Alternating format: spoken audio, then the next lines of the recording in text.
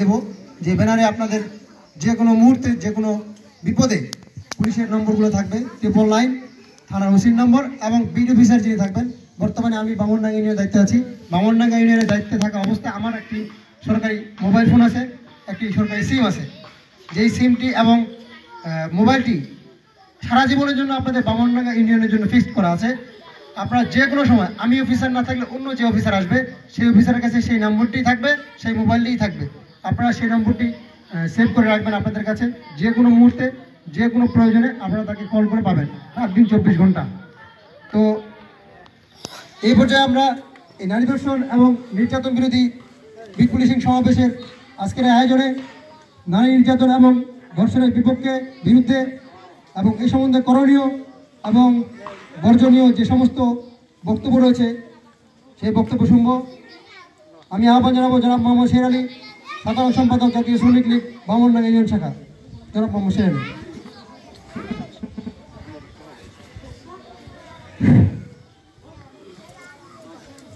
বিসমিল্লাহির রহমানির রহিম। আজকের এই নারী ধর্ষণ ও নির্যাতন বিরোধী বিট পুলিশিং সমাবেশে সম্মানিত সভাপতি জনাব মোহাম্মদ আমজাদ হোসেন, চেয়ারম্যান 3 নং বামনডাঙ্গা ইউনিয়ন। এখানে উপস্থিত আছেন আওয়ামী লীগের সাবেক সভাপতি জনাব মোহাম্মদ সুলাইমান আলী এবং সহকারী শিক্ষক বড়মানী নিম্ন মাধ্যমিক বিদ্যালয়। এখানে উপস্থিত আছেন বড়মানী নিম্ন মাধ্যমিক বিদ্যালয়ের ভারপ্রাপ্ত প্রধান শিক্ষক জনাব মোহাম্মদ জাহানুর ইসলাম স্যার। এখানে উপস্থিত আছেন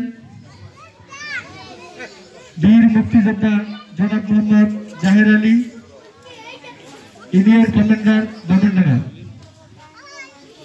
এবং স্বেচ্ছাসেবক লীগের সভাপতি জনাব মোহাম্মদ সাজিদুল ইসলাম সম্রাট, 1 নং ওয়ার্ডের সাংগঠনিক সম্পাদক নজরুল ইসলাম, রফিকুল ভাই, 1 নং ওয়ার্ডের সাধারণ সম্পাদক বক্তার আলী ভাই, এবং নাগেশ্বরী থানার বামনডাঙ্গার দায়িত্বে রুহুল আমিন ভাই, যিনি মানুষের সেবায় সর্বদা নিয়োজিত থাকে। যখনই তার কাছে ফোন দেওয়া হোক তিনি দ্রুত সেখানে সেই সমস্যার সমাধানে হাজির হয়ে যায়। এবং এই সমাবেশে চৌকিদার ভাইদের ধন্যবাদ জানাচ্ছি। তারা কালকে রাত থেকে এই চেয়ার নিয়ে এই যে মানুষের সমাজ যে নিপীড়িত সমস্যায় জর্জরিত, যার ব্যাপারে আমরা এই সমাবেশটা দেখলে খুব ভালোই লাগলো। আমার মনে হয় আপনাদের সকলে ভালো লাগবে। তা উপস্থিত সামনে ছোট ভাই বোন এবং এলাকাবাসী সবাইকে জানাই আমার সালাম, আসসালামু আলাইকুম। হিন্দু ভাইদের আদাব। তা আজকের এই সমাবেশে আমরা সবাই শুনেছি যে আজকে সারা বাংলাদেশের প্রত্যেকটা ইউনিয়নে আজকের এই বিট পুলিশিং সমাবেশ অনুষ্ঠিত হচ্ছে সারা বাংলাদেশে। এই জন্যে সারা বাংলাদেশের প্রশাসনকে আমি ধন্যবাদ জানাই আমার অন্তরস্থ থেকে। আজকের এই নারী ধর্ষণ ও নির্যাতন বাংলাদেশের মধ্যে, আমার যেটা পূর্বে বলছিল জাহের আলী ভাই, বাংলাদেশের মধ্যে পেপার খুললেই দেখা যায় ধর্ষণ। আর ধর্ষণগুলো এত ভয়ানক যে বাংলাদেশের মানুষ রাজপথে নামতে বাধ্য হয়েছে। তা বাংলাদেশের প্রশাসন, আমার জননেত্রী শেখ হাসিনা বা প্রশাসনের মাধ্যমে যে উদ্যোগ নিয়েছে যে এইভাবে বিট পুলিশিং সমাবেশের মাধ্যমে জনগণকে সচেতন করা, সোচ্চার করা এবং কঠিনতম ভূমিকা পালনের মাধ্যমে এই ধর্ষণ ও নির্যাতন কমানো সম্ভব।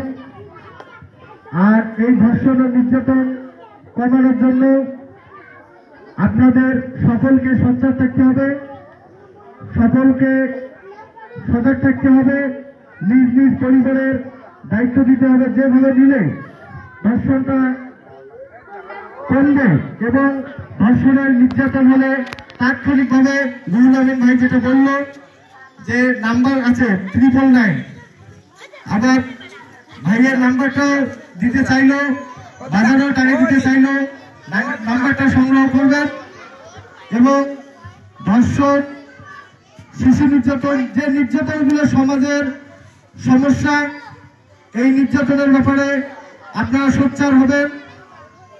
এটা ধামাচাপা দিয়ে রাখবেন না, এই ধামাচাপার ফলে সমস্যা বৃদ্ধি পায়, ধামাচাপা দিবেন না। আমি সর্বশেষ আমি আমার বক্তব্য দীর্ঘায়ু করতে চাই না। আমি বাংলাদেশ প্রশাসনের এখানে উপস্থিত সকলের সুস্বাস্থ্য ও দীর্ঘায়ু কামনা করে আমি আমার সংক্ষিপ্ত বক্তব্য এখানে শেষ করছি। আসসালামু আলাইকুম। ধন্যবাদ সেনাকে তার মূল্যবান বক্তব্য পেশ করার জন্য। নারী নির্যাতন এবং এই নারী ধর্ষণ সমাজের যে একটি ঘৃণিত এবং জঘন্যতম কাজ, সেটা আমরা সকলে জানি, সকলে অবগত আছি। আমাদের সকলের মা বোন আছে। আজকে আমি যদি নিজে সোচ্চার না হই, তাহলে আমার মা বোন যে একদিন ধর্ষণ হবে না, নির্যাতন হবে না, সেটা কিন্তু বলা অপেক্ষা রাখে না। তাই আমি সকলকে উদাত্ত আহ্বান জানাবো যে আপনারা সকলেই নিজ নিজ জায়গা থেকে নারী নির্যাতন এবং ধর্ষণের বিরুদ্ধে সোচ্চার হয়ে উঠবেন। বিশেষ করে আমাদের সমাজে দেখা যায় যে পুরুষরা তাদের স্ত্রীদের ঘরের মধ্যে নির্যাতন করে। এরকম অনেক মা বোন আছে যারা কখনোই মুখ ফুটে বলতে পারে না, বা লোক লজ্জার ভয় বা নিজেদের সম্মানের কথা বিবেচনা করে তারা কখনোই প্রশাসনের দ্বারস্থ হয় না বা কাউকে জানায় না। আমি সকল মা বোনদের আহ্বান জানাবো, আপনারা যেটা আপনাদের মাত্রাতিরিক্ত হয়ে যাবে অবশ্যই আপনারা প্রশাসনকে জানাবেন। লোকলজ্জার ভয়টা না করে আপনারা এই বিরুদ্ধে সোচ্চার হয়ে উঠবেন। আমি সকল পুরুষদের আহ্বান জানাবো, আপনারা সকলেই মা বোনদের প্রতি সদয় হবেন, নিজের স্ত্রীর প্রতি সদয় হবেন, যেন সমাজ থেকে এই ঘৃণিত এবং জঘন্যতম কাজটি আমরা দূর করতে পারি। সেজন্য সকলে সোচ্চার হয়ে উঠবেন। আজকের এই নারী ধর্ষণ এবং নির্যাতন বিরোধী পুলিশিং এর সমাবেশে আমি পরবর্তীতে আহ্বান জানাবো জনাব মোহাম্মদ বক্তার আলী, সাধারণ সম্পাদক 1 নম্বর গভর্নর ইউনিয়ন।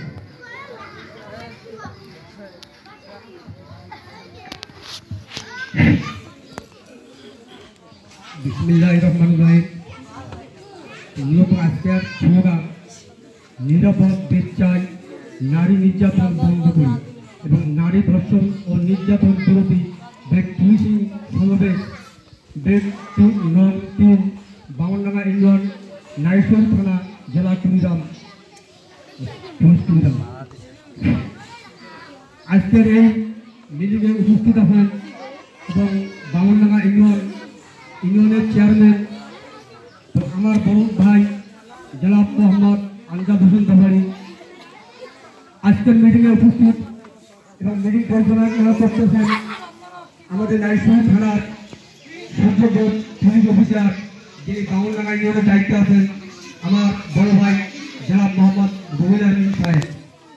উপস্থিত আছেন আমাদের এই বড়বাড়ি নিম্ন মাধ্যমিক বিদ্যালয়ের ভারপ্রাপ্ত প্রধান শিক্ষক জনাব মোহাম্মদ জাহানুর রহমান প্রধান। উপস্থিত আছেন এই বামনডাঙ্গা ইউনিয়ন আওয়ামী লীগের ভারপ্রাপ্ত সভাপতি আমার বড় ভাই জনাব মোহাম্মদ সালেমান আলী বাবারি সহ বড়বাড়ি নিম্ন মাধ্যমিকের সকল শিক্ষক বন্ধু।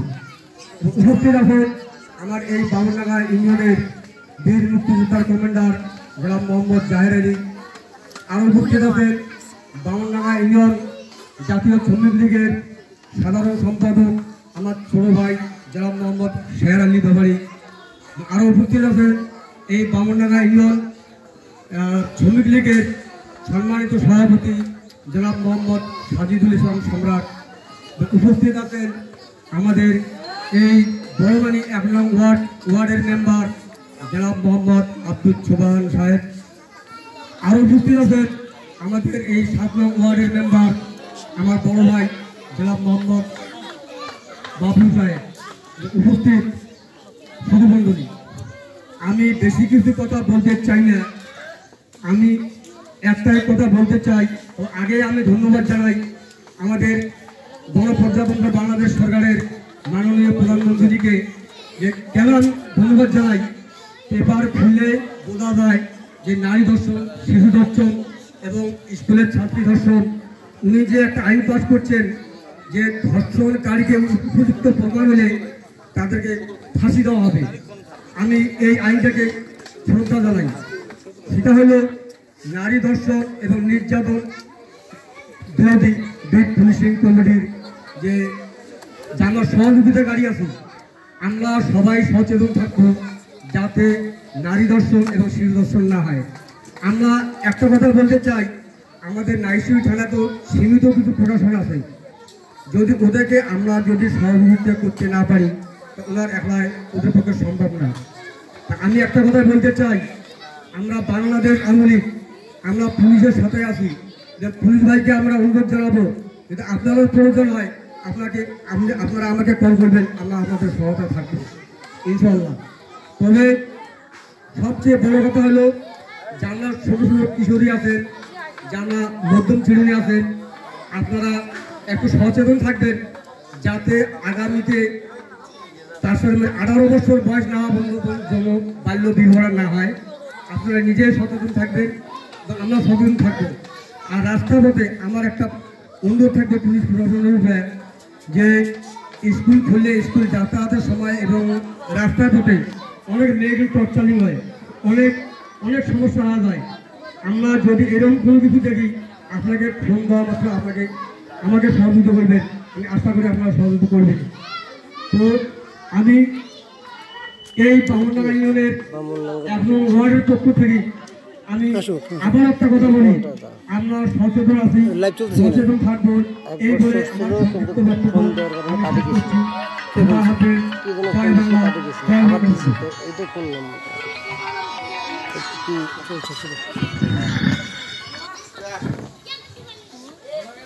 ধন্যবাদ জনাব মোহাম্মদ বক্তার আলীকে তার মূল্যবান বক্তব্য উপস্থাপন করার জন্য।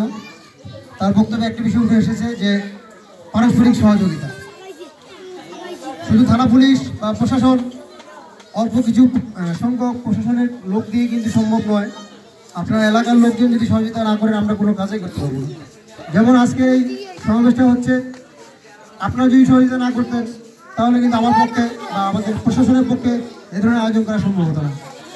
আমরা ছোট পরিসরে করেছি, বিভিন্ন জায়গায় অনেক বড় পরিসরে এই আয়োজন চলছে। আমাদের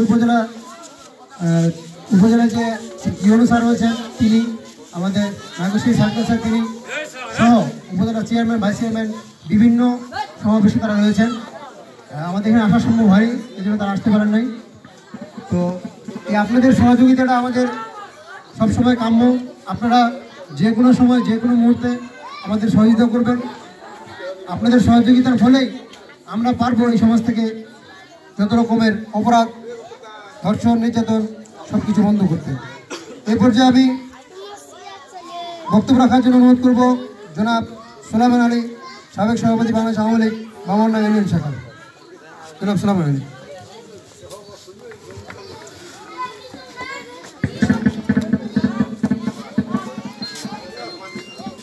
বিসমিল্লাহির রহমানির রহিম। আসসালামু আলাইকুম। নারী ধর্ষণ ও নির্যাতন বিরোধী বিট পুলিশিং সমাবেশের সম্মানিত সভাপতি, উপস্থিত আওয়ামী লীগের অঙ্গ সংগঠনের নেতৃবর্গ ও আমার অত্র এলাকার মুরব্বী, বীর মুক্তিযোদ্ধা ও ইউনিয়ন কমান্ডার মোহাম্মদ জাহের আলী এবং উপস্থিত আমার ভাই ও বোনেরা, আজকের যে উদ্দেশ্যে পুলিশিং বিট পুলিশিং কমিটি, অর্থাৎ এই কথাটা আমাকে জানতে হবে, সেটা হলো সঙ্গে আছেন যত প্রকার অপরাধ আছে আমরা তাদের সহযোগিতা নেব। আর আজকের যে উদ্দেশ্য নারী ধর্ষণ ও নির্যাতন, এটা আজ নতুন করে নয়, এটা দেশ অনেক পূর্ব থেকে কিন্তু সংখ্যা সীমিত। ইদানিং কিছুদিন থেকে এর সংখ্যা বেড়ে এত প্রকট আকার ধারণ করেছে যে স্মরণীয় পর্যায়ের বাইরে চলে গেছে। এই লক্ষ্যে নারীদের নির্যাতন ও ধর্ষণ বন্ধ করার লক্ষ্যে মাননীয় প্রধানমন্ত্রী পরিপত্র জারি করে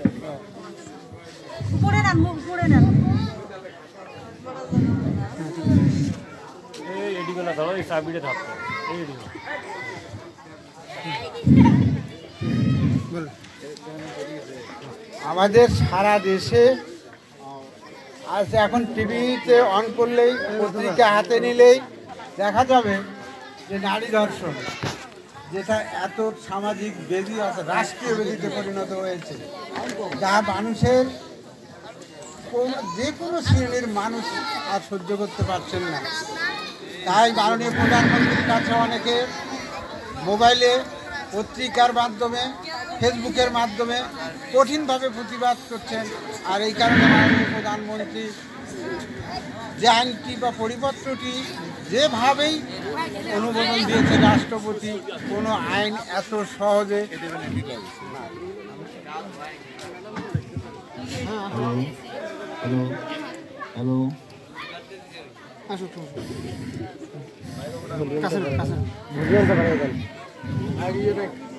ওর সুইচের ভলিউমটা বাড়াই দেন, সুইচেরটা আইনটা সম্ভব হয় না। দেশ যখন আর সারা দেশ যখন একটা চরম আকার ধারণ করেছে, ঠিক সেই মুহূর্তে উনি একটি পরিবর্তনের মাধ্যমে রাষ্ট্রপতির অনুমোদন ক্রমে সর্বোচ্চ শাস্তি মৃত্যুদণ্ড দিয়ে একটি উনি বর্তমান আইন পাস করেছেন। এইটা হলো যুগান্তকারী ঘটনা, যেটা একটি আইন পাস করতে গেলেই আমরা শান্ত জানি আলোচনা, সমালোচনা, সংসদীয় কমিটির অনুমোদন, সংসদে অনুমোদন, তা না করে উনি সরাসরি একটা পরিপত্র দিয়েছেন। কার স্বার্থে? আমাদের মা বোনদের স্বার্থে। কারণ ধর্ষণ, নির্যাতন এত চরম আকার ধারণ করেছেন যে যা সহনীয় ক্ষমতার বাইরে চলে গেছেন। আমার এই ইউনিয়নের 14, আমাদের এই উপজেলা একটি পৌরসভা সহ 14টা ইউনিয়ন, কিন্তু থানায় লোক আছে 30 জন বা 25 জন। এই 25টা মানুষের পক্ষে কি সারাটা আমাদেরকে নিরাপদ দেওয়ার সহজ ব্যাপার? আমাদের নিরাপত্তা আমাদেরকে নিজেই নিতে হবে। বিশেষ করে নারীদেরকে সচেতন হতে হবে। কারণ আমাদের যার নিরাপত্তা তাদেরকে দিতে হবে। আর ওই প্রাচীনকালের মতো, আদিকালের মতো চার দেওয়ালে বন্দি থেকে নিরাপত্তা কামনা করলে, চোখের পানি ফেলালেই আমরা নিরাপত্তা পাবো না। কারণ আজকের সমাজ যে কলুষিত হয়েছে, এই কলুষিত সমাজকে আমরা কলুষিত মুক্ত নাগরিককে আমাদের আত্মসচেতন হতে হবে, চেতনাবোধ বাড়াতে হবে, সেটা নারী হোক আর পুরুষ হোক। আমাদের স্কুল ছাত্রী থেকে শুরু করে বিশ্ববিদ্যালয়, কর্মক্ষেত্র, মেয়েরা যেখানেই যাচ্ছেন সেখানেই নির্যাতিত হচ্ছেন, ধর্ষিতা হচ্ছেন। এটা কি একটি স্বাধীন দেশের ইতিহাসকে কলঙ্কিত করা ছাড়া আর কিছুই নয়। মানুষ সভ্যতার আলোকে পৌঁছে গেছে, কিন্তু এই সভ্যতার আলোকে পৌঁছে যদি মানুষ আদিকালের অসভ্যর মতো কাজ করে, তাকে তো মানুষ বলা যায় না, তাকে জন্তুর খাতায় লিপিবদ্ধ করতে হয়। আর এই অমানুষগুলোকে শাস্তি দেওয়ার লক্ষ্যে মাননীয় প্রধানমন্ত্রী সর্বোচ্চ শাস্তির ব্যবস্থা করেছেন, মৃত্যুদণ্ড। আর তৎসঙ্গে আমি আমার ছোট ভাই বোন এবং তৎসঙ্গে সকল মহিলাদেরকে বলি, তোমরা নির্যাতিত হয়ে ঘরের কোণে বসে চোখের পানি আর ফেলাবেন না। নিজেদের নিরাপত্তা নিজেরাই তৈরি করে নেবেন, প্রয়োজনে পুলিশ ভাইদের সাহায্য নেবেন, এলাকার সচেতন মানুষের সাহায্য নেবেন। তবে আগের প্রাচীন আমলের মতো আমাকে নির্যাতিত করতেছে, আমি নীরবে ঘরের কোণা 4 দেওয়ালের মধ্যে কাঁদবো, এই পরিস্থিতি বর্তমানে নাই এবং এই পরিস্থিতি নিয়ে আমাদেরকে চলাও যাবে না।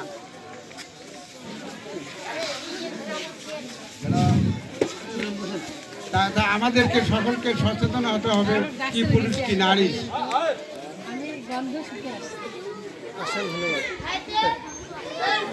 আজকের এই আলোচনা সভাটা মূলত সচেতনমূলক।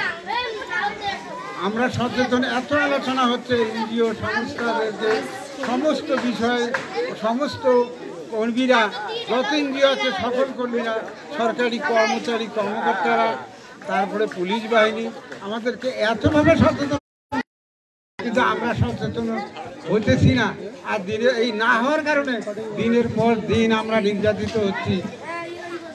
আর এই নির্যাতন থেকে মুক্ত হলে আমাদেরকে নিজের ওই যে হাতা গুটাইতে হবে। বাংলার কথায় বলা গেল যে আমার আর চোখের পানি ফেলে আমরা নিরাপত্তায় পাবো না, আর চোখের পানি ফেলেও আমরা আমাদের অধিকার আদায় করতে পারবো না। আর পুরুষেই হোক, আমাদেরকে এখন সচেতন হতে হবে যে আমরা স্বস্তিতে থাকি। একটা মেয়ে যদি স্কুলে পাঠাই, রাস্তায় কোন না ঘটনা ঘটে, এটি কি স্বাধীন দেশের বৈশিষ্ট্য? তাই মাননীয় প্রধানমন্ত্রী অত্যন্ত রাগী এবং বিচক্ষণ।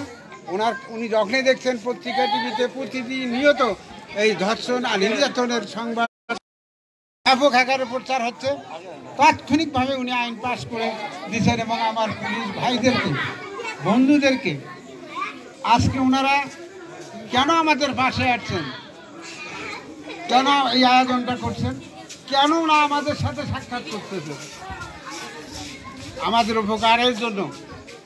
তাদের উপকার না, তারা খানা বড়ি দিলে গভর্নমেন্ট বেতন দেবে, কিন্তু কেন এই হয়রানি হয়? আমাদের ঘরের দ্বারে আসছেন, আমাদের ডাকতেছেন, কিন্তু আজকে আমরা আসতেছি না, শুনতেছি না। কি সাহায্য যাবো ওদের কাছে?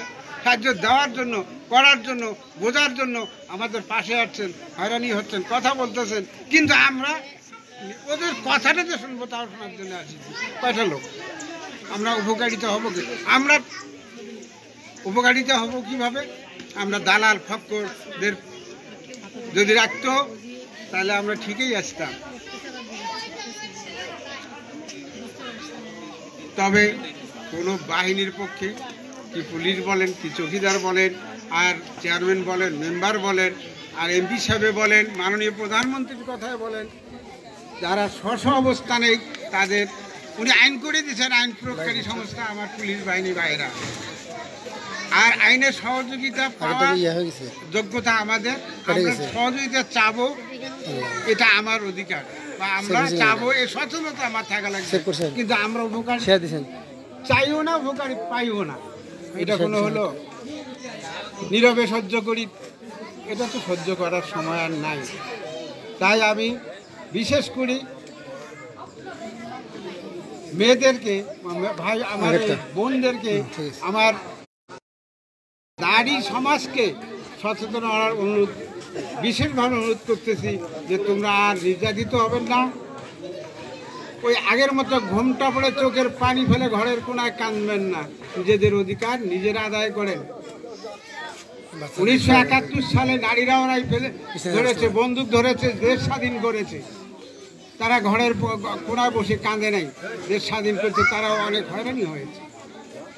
আর এই সেই স্বাধীনতা মানে কি নির্যাতিত? স্বাধীনতা মানে কি ধর্ষণ? তাই আমি সকলকে অনুরোধ করছি যে আমরা সবাই সচেতন, নিজেদের নিরাপত্তা নিজেরা তৈরি করে নেই। আমরা ব্যর্থ হলে এলাকার সচেতন মানুষকে জানাবো, ব্যর্থ হলে আমরা পুলিশ বাহিনীর সহযোগিতা নেব, তারপরে ব্যর্থ হলে তার উপরন্ত কর্মকর্তাদের আমরা সহযোগিতা নেব। কারণ আমার পাশে দেশের মাননীয় প্রধানমন্ত্রী আছেন, এটা বুঝছো না? উনি আজ আইন এত কঠোর করছেন এই আর ওটা 3 কর্মসূচিটা, নং বামনডাঙ্গা। যে পুলিশ বাহিনীকে আমাদের বাড়ির ডাইরেক্ট ফেসবুকে লাইভ দিছে ঘরের দরজায় নিবন্ধে দিয়েছে লাইভ দিবেন না যে তোমরা যাও, বলো যে আমরা তোমাদের বন্ধু শত্রু নই।